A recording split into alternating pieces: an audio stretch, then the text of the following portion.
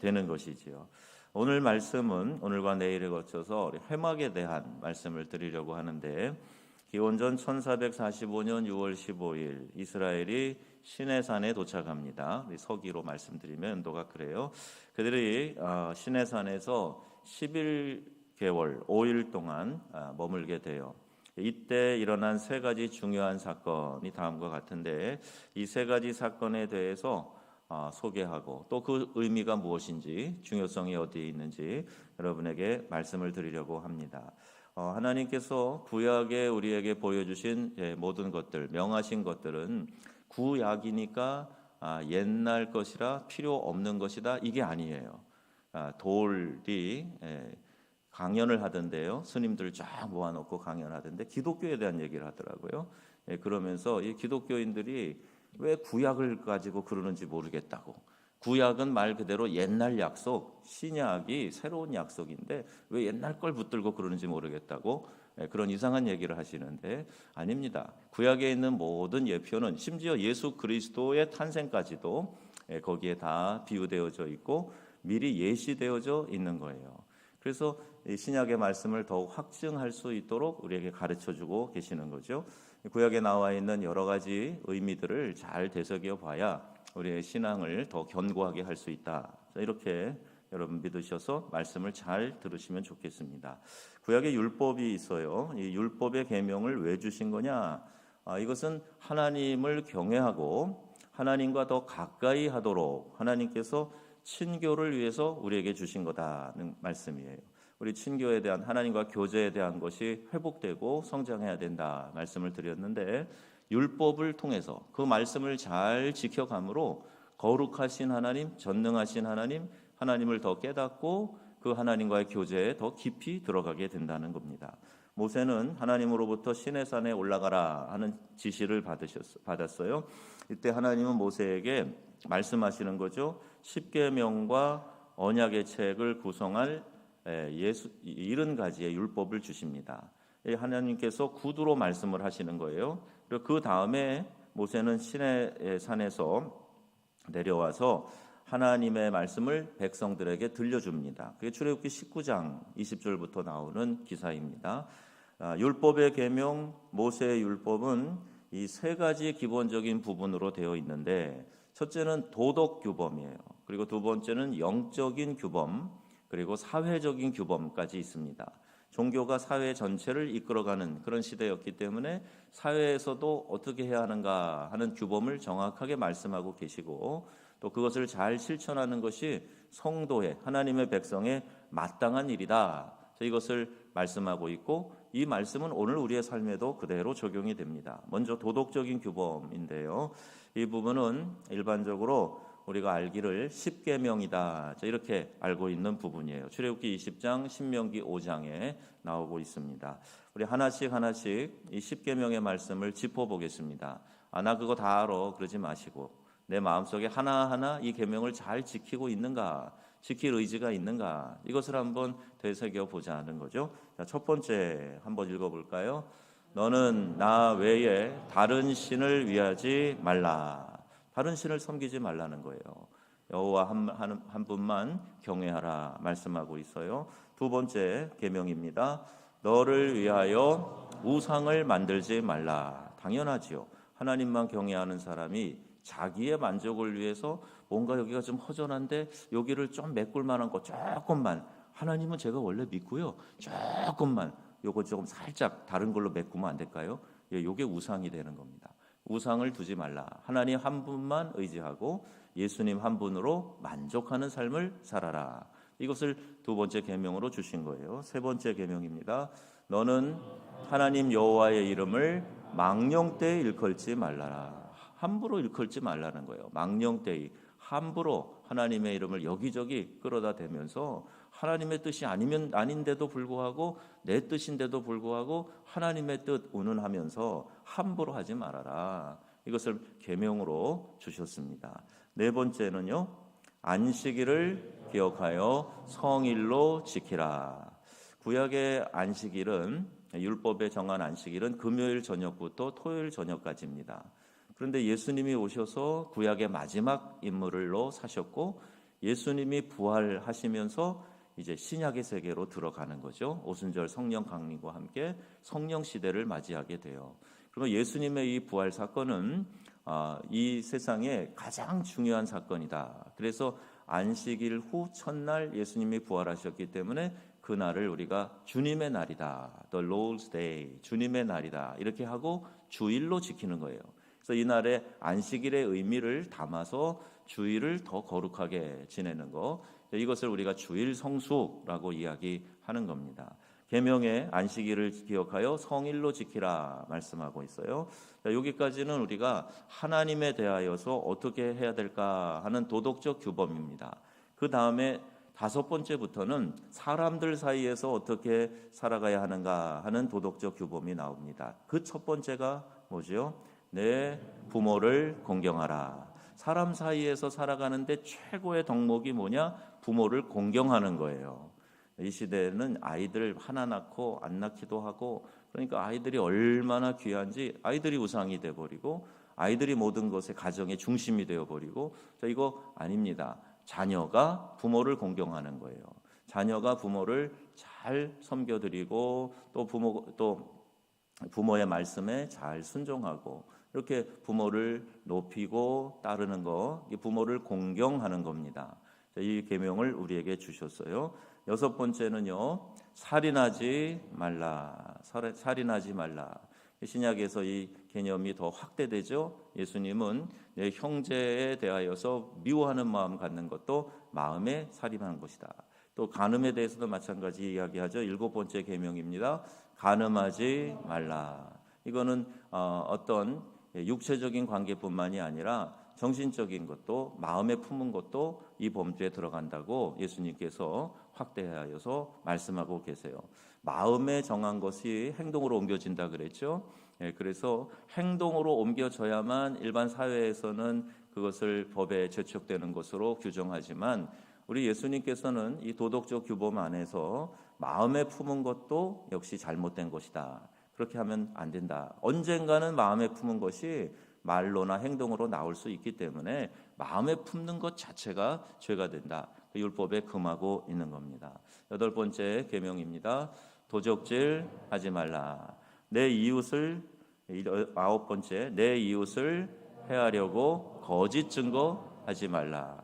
이 거짓된 증언은요, 법정에서도 아주 크게 이것은 잘못된 것으로 책임을 추궁하게 되죠. 거짓 증거하지 마라. 특별히 내 이웃을 해치기 위해서 거짓 증거하면 안 된다.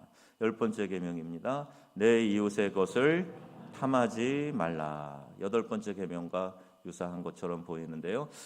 내 이웃의 것을 탐내지 말아라. 내 이웃의 남종이나 여종이나 이웃이 갖고 있는 어떤 가축이나 물건이나 이런 것들 탐내지 말아라.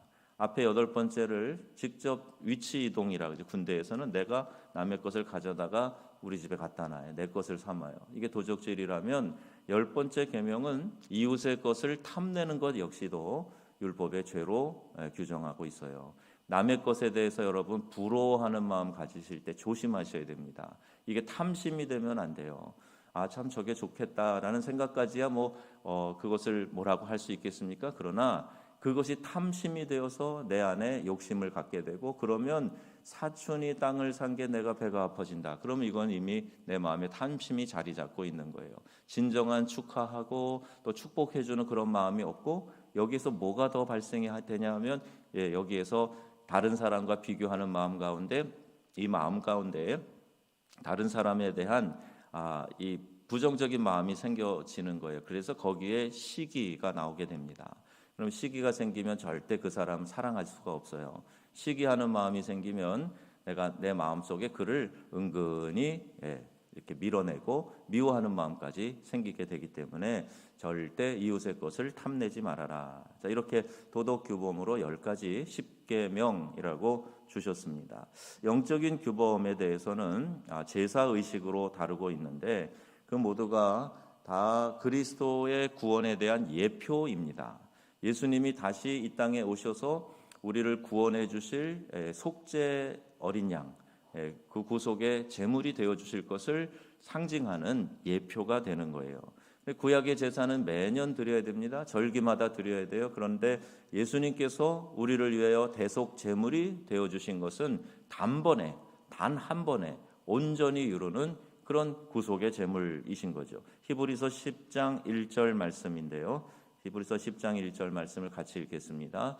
율법은 장차 올 해마다 늘 드리는 같은 제사로는 나오는 자들을 언제나 온전하게 할 수 없느니라. 아멘. 예표이기는 하나 그 제사로 온전히 우리가 구원받는 것은 아니다. 예수님이 오셔서 그 구원을 완성할 것에 대한 예행 연습이다. 이렇게 말씀하고 있는 거죠. 이 부분에는 각종 절기와 제의에 대한 것들이 포함되어져 있습니다. 출애굽기 35장에서 40장까지 무려 이렇게 길게 여러 가지 절기와 제의들을 말씀하시면서 하나님과의 교제, 어떻게 하면 하나님을 더 잘 섬기고 가까이 할 수 있는가, 거룩한 백성으로 잘 살아갈 수 있는가, 여기에 대해서 말씀하고 있는 거예요. 예배에 필요한 의식, 오늘날로 말하면 예전이라고 할 수 있습니다. 여러분, 우리 교회가 자유롭게 예배드리는 것 같아도 예배마다 다 그 형식마다 의미를 담고 어딘가에 어떤 예전인가에 우리가 의지해서 지금 예배를 드리고 있는 거예요. 그래서 이런 것이 구약에 이미 다 나와 있다. 세 번째, 사회적 규범 영역인데요. 이 부분은 재판, 또 하나님이 이스라엘을 위하여 새로 세우신 거룩한 율법, 이런 것들을 다루고 있어요. 여기서 음식물, 위생, 격리, 토양 보존, 세에 대한 거, 세제에 대한 거죠. 군복무제도, 결혼, 이혼, 이런 사회적 규범들을 여기에서 가르쳐 주고 있습니다. 이 이야기는 믿는 사람들은 말씀의 원리대로 살아야 된다는 거예요. 교회에서 가르쳐 주는 말씀 따로 있고, 내 삶에서 내가 정한 철학과 가치관이 따로 있고, 이러면 안 된다는 거죠. 말씀이 가르쳐주는 규칙대로, 원리대로, 명령대로 내가 순종하면서 적용하면서 살아가야 된다.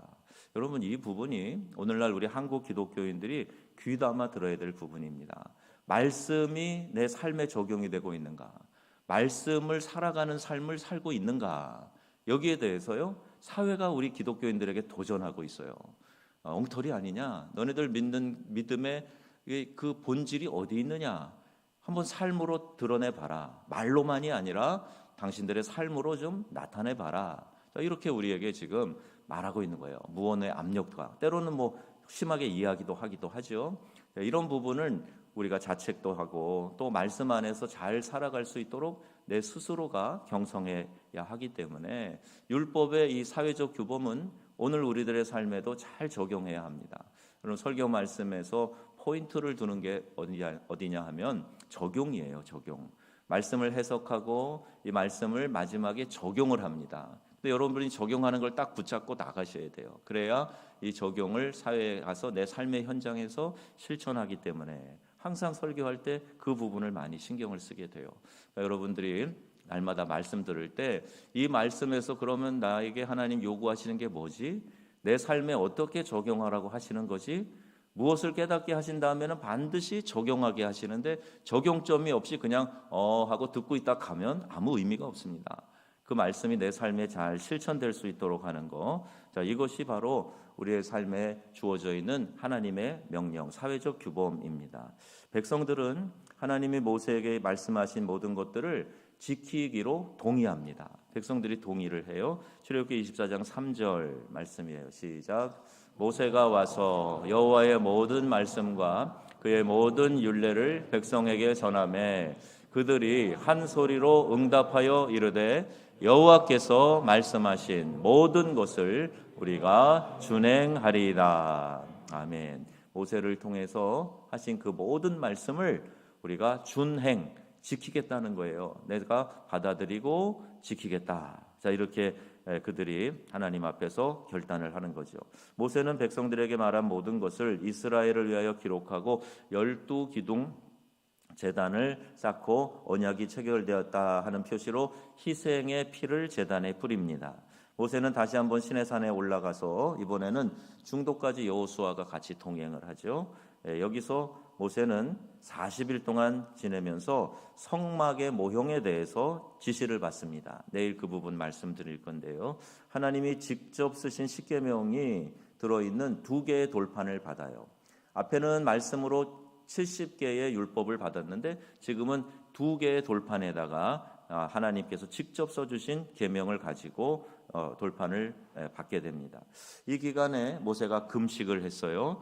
그런데 그때 신명기 9장 9절에 보면 내가 돌판들 곧 여호와께서 너희와 세우신 언약의 돌판을 받으려고 산에 올라가서 40주 40야를 산에 머물며 떡도 먹지 아니하고 물도 마시지 아니하였더니, 여기 그때 모세는 하나님으로부터 산 밑에서 일어나고 있는 이 금송아지 사건을 처리하라는 명령을 받고 급히 내려가게 됩니다. 출애굽기 32장에 나오는 말씀이에요. 7절 말씀 보시면 여호와께서 모세에게 이르시되 너는 내려가라. 올라오게도 하시고 또 내려가게도 하시고 그 말씀에 순종해서 이제 내려가게 되었는데, 이제 금송아지 우상을 만들어 놓고 타락한 이스라엘 백성들을 보게 됩니다. 여러분, 이 우상 숭배는 하나님과의 교제를 단절케 하는 거예요. 하나님은 나 여호와는 질투하는 하나님이다 그랬는데, 이 사랑 안에 내가 그와만 사랑하고 싶다라고 하는 그런 독점의 마음이 있어요. 그 부부관계를 여러분 한번 생각해 보세요.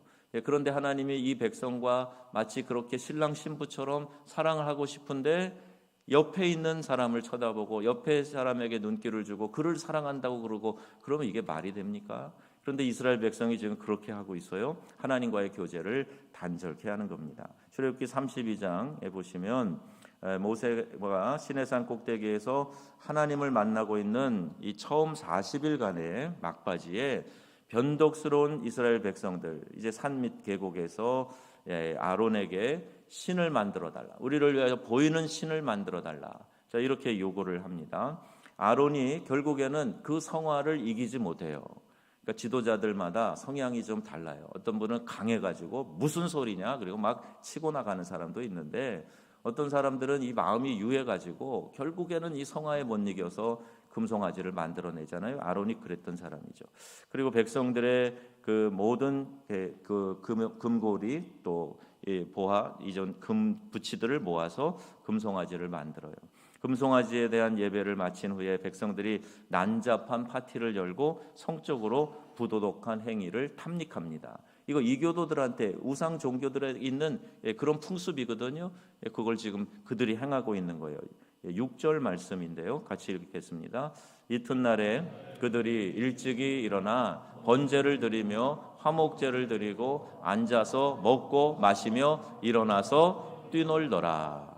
앞에 번제와 화목제 드린다 그러니까 꼭 야훼 하나님께 제사 드리는 것 같지만 뒷부분을 보세요. 먹고 마시고 일어나 뛰놀더라. 여기 뛰놀더라라는 말은 성적인 애무를 뜻하는 단어입니다. 그러니까 이교도들이 하는 그런 우상 숭배의 모양을 야훼 신앙 안에다 끌어다 넣어가지고 혼합 종교를 만들고 있는 거예요. 눈앞에 야훼 하나님 보이지 않으니까 늘 불안했는데 계신가 안 계신가. 근데 지금 눈에 보이는 형상을 만들어 봐라. 그래서 금송아지를 만들어 놓고 그 앞에서 하는 행위는 난잡한 이교도들의 행위를 하고 있다는 말이죠. 하나님은 절대로 형상으로 만들어지는 분이 아닙니다.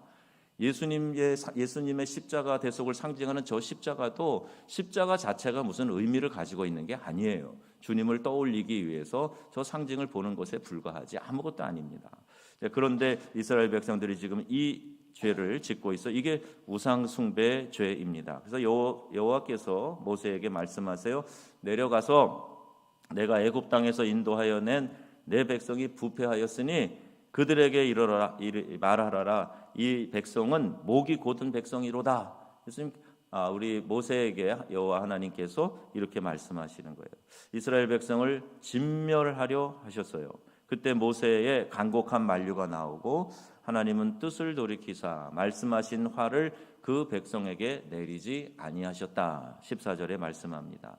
모세가 산 아래로 내려오다가 노랫소리를 듣고 금송아지와 뛰노는 백성들을 보면서 크게 노하여 하나님이 직접 율법을 새겨주신 돌판을 산 아래로 던져 깨뜨립니다. 이게 무슨 소용이 있어요? 그 백성을 사랑해서 주신 율법이지만 직접 써주신 하나님의 귀한 선물이지만 이게 무슨 의미가 있어요? 그래서 던져버립니다. 그리고 범죄한 자들 3,000명이 죽음을 당해요.